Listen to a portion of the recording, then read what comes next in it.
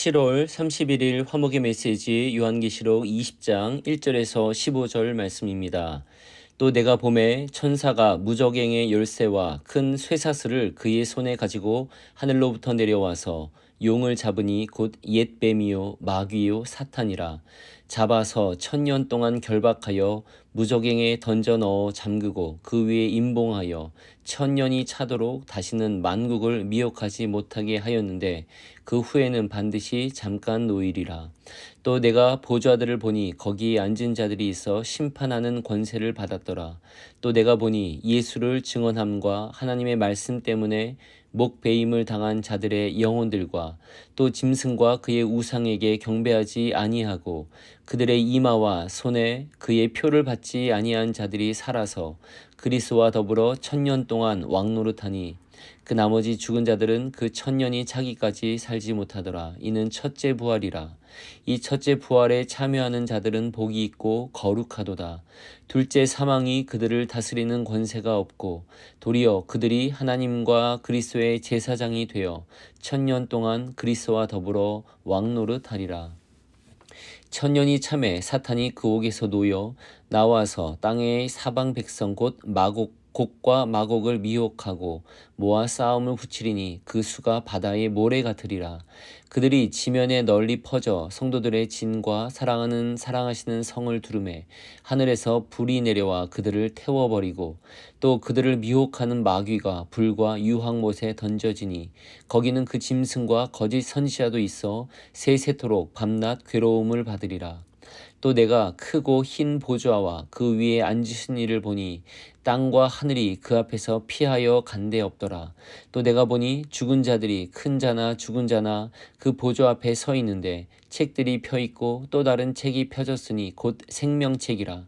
죽은 자들이 자기 행위를 따라 책들에 기록된 대로 심판을 받으니 바다가 그 가운데에서 죽은 자들을 내주고 또 사망과 음부도 그 가운데에서 죽은 자들을 내주매 각 사람이 자기의 행위대로 심판을 받고 사망과 음부도 불못에 던져지니 이것은 둘째 사망 곧 불못이라. 누구든지 생명책에 기록되지 못한 자는 불못에 던져지더라. 아멘. 이제 요한계시록의 결론 부분에 이르고 있습니다. 여기에서 핵심이 드러나고 있습니다. 지금부터 계시록의 끝까지는 감동과 감격이 이어집니다. 오늘 본문 1절부터 3절을 살펴보십시오. 천사가 내려와서 옛 뱀, 옛 용 혹은 마귀, 사탄을 결박하고 있습니다. 그토록 무시무시하던 사탄이, 그 큰 권세를 갖고 있던 사탄이 아무 힘도 쓰지 못하고 1000년 동안 결박되고 있습니다. 4절을 보십시오. 하늘 높은 곳에 보좌가 있고 거기에 심판할 권한을 가진 이들이 있습니다. 또 거기에 보면 목이 잘린 사람들의 영혼이 있습니다. 목이 잘린 사람들, 목 베인 사람들이라 하면 얼마나 일반적으로는 섬뜩합니까? 그러나 여기 있는 목 베인 사람들의 영혼은 그런 분위기가 아닙니다. 오히려 이들은 빛나는 사람들입니다. 예수의 진리를 붙들고 하나님 말씀을 전파하다가 목이 베어 죽인 사람들이지만 여기에서는 영광의 사람들로 드러나고 있습니다. 한번 고난을 당하지만 그 후 영원히 빛나는 사람들입니다. 우리는 이분들을 기억해야 합니다. 우리의 삶과 우리의 교회, 우리의 신앙은 복음을 위해 피 흘린 이런 분들 위에 서 있습니다. 초대 교회에서부터 또 우리 믿음의 선조들, 일제강점기와 여러 어려운 상황 속에서 복음을 위해 진리를 위해 목숨을 내놓기를 두려워하지 않던 그 분들의 믿음과 기도로 우리가 여기에 서 있습니다. 우리가 교회를 편하게 또 즐겁게 생각하는 것은 참 좋은 일입니다. 믿음의 형제자매가 함께 교제함이 즐거운 것이기 때문입니다. 그렇지만 동시에 교회의 본질은 복음에 단단하게 서 있어야 하는 것임을 기억해야 합니다. 교회는 내 기분이나 느낌, 만족을 채우는 곳이 아니라 피 묻은 십자가 복음 전하는 곳입니다. 어려운 고통과 고난 속에서도 그리스도를 따르려 애쓰는 이들이 절절한 마음으로 모이는 곳입니다. 바다에 죽어가는 영혼을 구하기 위한 구명정입니다. 초대교회 때 짐승에게 절하지 않고 우상에게 절하지 않았던 이들, 이마나 손에 표를 받지 않고 타협하지 않고 믿음으로 살아난 이들의 흔적이 남아있는 곳이 교회입니다. 오늘 본문을 보면 바로 이런 분들이 1000년 동안 왕노릇한다고 표현하고 있습니다.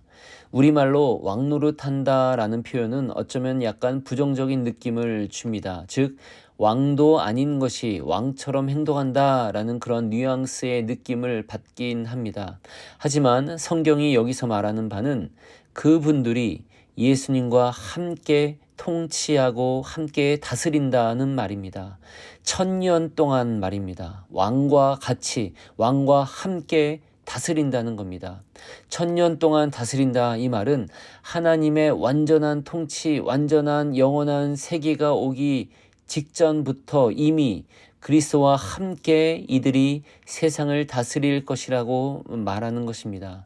이 말은 즉 고난당하는 성도들, 고난당하는 교회가 받을 영광을 보여주고 있습니다. 고난당하는 교회요, 당신들은 곧 그리스도와 함께 이 세상을 다스릴 것입니다. 우리 믿는 성도들은 1000년 동안 왕노릇을 할 것입니다. 6절에서는 이 말을 당시 강조하고 있습니다. 둘째 사망이 없다고 말합니다. 그리고 하나님의 제사장, 그리스도의 제사장이 되어 통치할 것임을 말합니다. 우리는 이 성경을 보면서 둘째 사망은 뭐지? 1000년 왕국은 뭐지? 신학적인 논쟁에 빠질 필요가 없습니다. 둘째 사망이 없다는 말은 우리 모두 한번 육신이 죽을 것이지만 이제 다시는 죽음이 없다는 그런 말입니다. 1000년 왕국은 하나님의 완전한 통치 이전의 세상을 말합니다. 1000년 왕국에 대해서 4가지, 5가지의 주요한 이론들이 있지만 우리가 주로 말하는, 우리가 속해 있는 장로교와 많은 교단에서 일반적으로 말하는 바는 이 1000년 왕국은 예수님의 초림 때부터 재림 때까지의 기간을 가리킨다고 봅니다. 즉 예수님이 이미 오셨고 앞으로 주님의 재림이 있기 전까지 그 사이를 말하는 것입니다. 우리가 살고 있는 이 시기가 어쩌면 이미 1000년 왕국의 삶이라고도 할 수가 있습니다. 성경이 말하는 바는 1000년 왕국에 대해서 이론적으로 토론하고 싸우는 것이 아니라 예수 그리스도의 제 이름으로 시작될 그 완전한 하나님의 나라, 그것이 오기 전부터도 이미 하나님의 사람들에게는 놀라운 권능과 영광이 주어질 것임을 말하고 있는 것입니다. 7절부터 10절까지를 그런 의미에서 생각해 볼 수 있습니다. 1000년 왕국 후 사탄이 잠시 풀려날 것이라고 합니다. 모든 세상의 추종자들을 끌어모아 다시 대적할 것이라고 합니다. 이 부분을 두고 많은 영화나 소설들은 이 장면을 매우 무시무시한 장면으로 그렇게 묘사합니다. 그러나 요한계시록에서는 이 부분을 단 한 줄, 두 줄로 끝내고 있음을 기억하십시오. 그들이 그 마지막 대적이 있을 것이나 하늘에서 불이 내려와 그들을 태워버릴 것이라고 말합니다. 그들은 완전한 패배를 당합니다. 요한계시록에서는 이런 부분을 너무도 평이하게 별일 아닌 듯이 그렇게 다루고 있는 것입니다. 하나님의 그 완전한 통치가 곧 시작된다는 말입니다. 오히려 그 후에 일어날 일들에 대해 자세하게 말합니다. 11절부터 15절을 보십시오. 사망과 음부에 있던 자들조차도, 바다 가운데 죽은 자들조차도 이제 심판을 당할 것입니다. 영어 성경에서는 이 사망과 음부를 대문자로 표현하여서 대명사로 취급을 합니다. 즉 특히 음부라고 표현된 단어는 하데스 혹은 지옥을 말합니다. 지옥, 죽음 그 자체가 역시 심판을 당한다는 말입니다. 하나님의 심판이 있는 겁니다. 그리고 하나님을 따르지 않았던 이들은 불못 혹은 불바다에 던져질 것입니다. 생명책이 없는 자들은 불바다에 빠지게 됩니다. 하나님 나라에 들어가지 못하고 영원한 심판을 받을 것이라는 말입니다. 하나님의 보좌가 열릴 것입니다. 생명책만이 중요합니다. 하나님의 완전한 심판과 완전한 통치가 있을 것입니다. 여러분, 오늘 말씀으로 이 계시록에 대한 화목의 메시지는 끝이 납니다. 이제 남은 계시록의 부분을 계속 날마다 묵상하시기 바랍니다. 고난당하는 성도들에 대한 하나님의 위로와 격려가 가득합니다. 그 금빛 나는 세상에서 하나님의 완전한 평화가 있는 나라를 묘사합니다. 오늘 이 땅에서 슬픔과 좌절 가운데 살아가는 주의 자녀들에게 하늘의 응원가가 울려 퍼지게 됩니다. 제가 다녔던 고등학교에서는 농구부와 아이스하키부가 유명했습니다. 학교에 공식 응원가가 있었는데 제목이 쭈알레기였습니다. 축구나 야구 경기장에 가보면 팀마다 응원가가 있습니다. 이 응원가들을 들으면 없던 힘도 나고 활력도 생기기도 합니다. 선수들도 힘날 뿐 아니라 함께하는 이들도 힘차게 됩니다. 요한계시록은 복음을 위해 고난 당하고 있는 이들을 위한 하늘의 응원가입니다. 마라톤의 마지막 순간 스테디움에 들어와 뛰게 됩니다. 몸에 온 힘이 빠진 상태지만 그 스테디움에서 수천 명, 수만 명의 군중들이 환호하고 박수를 보내는 소리를 들으면 다시 힘을 내어 뛰게 됩니다. 여러분들도 주님 주시는 활력이 넘치시기를 바랍니다. 다시 한번 힘을 내어 믿음의 여정을 걸어가시기 바랍니다. 오늘 기도 뒤에 붙여드리는 나는 어린 양을 따르리 찬양의 고백처럼, 또 우리 앞을 걸어갔던 믿음의 선조들이 드렸던 그 고백처럼 오늘의 여러분의 삶에서 나는 어린 양을 따르리 고백하며 다시금 힘차게 걸어가시기 바랍니다. 오 주님, 저를 지혜롭게 하시어 신앙을 고백하기 전에 그리스도인이 됨으로 최후에 얻는 것이 무엇인지 알게 하시고 그것을 얻기 위해 어떤 난관들을 만나게 될지 미리 따져보게 하소서. 원수가 얼마나 많은지, 그들의 힘이 얼마나 강력한지, 제 자신의 능력은 얼마나 되는지, 제가 기대하고 의지할 도움은 무엇인지 따져보게 하소서. 제가 추구하는 최후의 목적은 오 하나님, 주님의 영광이며 제 자신의 참된 행복입니다. 육신의 행복만이 아니라 영의 행복입니다. 저희 영은 새롭게 지어지고 거룩하게 되어야만, 원래의 자유로운 상태로 회복되어야만, 타락으로부터 회복되어야만, 모든 점에서 주님의 뜻과 계명에 일치되어야만 참된 행복을 얻을 수 있습니다. 행복은 제가 정결해지는 것에 비례합니다. 난관은 많고 원수는 강력합니다. 그러나 주님께서 말씀하셨습니다. 누구든지 나를 따르려거든 자기를 부인하고 자기 십자가를 지고 나를 따를 것이니라 하오니 저로 하여금 자아를 부인하게 하소서. 제 자아가 가장 큰 원수입니다. 아멘.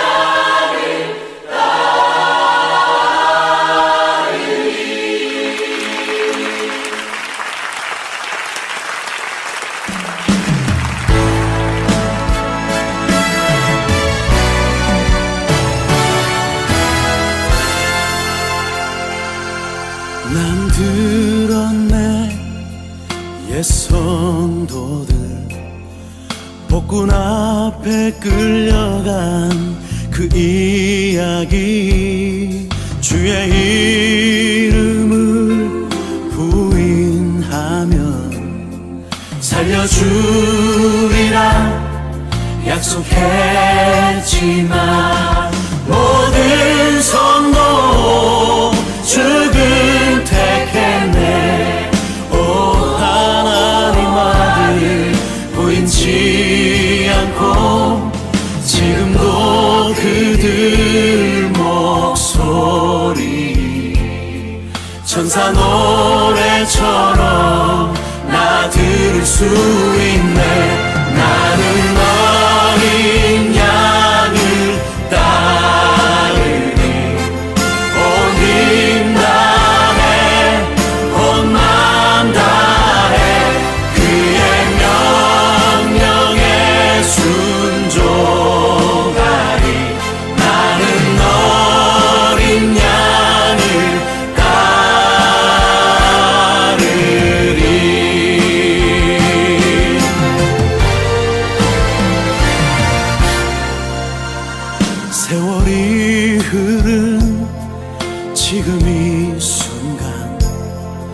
주를 향한 믿음 편찮네.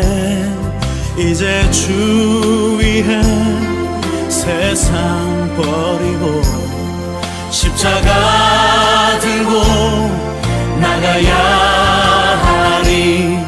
우리 위해 십자가 지신 그분을 위해 살아야 하리. 마지막 나팔 울릴 때까지 참으며 담대히 선포하리.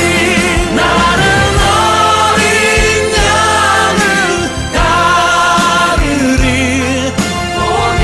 오는 다해 온 맘 다해 그의 명령에 순종하리. 어린 양을 따르리. 나를 대신해 고통 당하시고 수치 지신 주 어린 양 그의 명령에 순종하리. 나는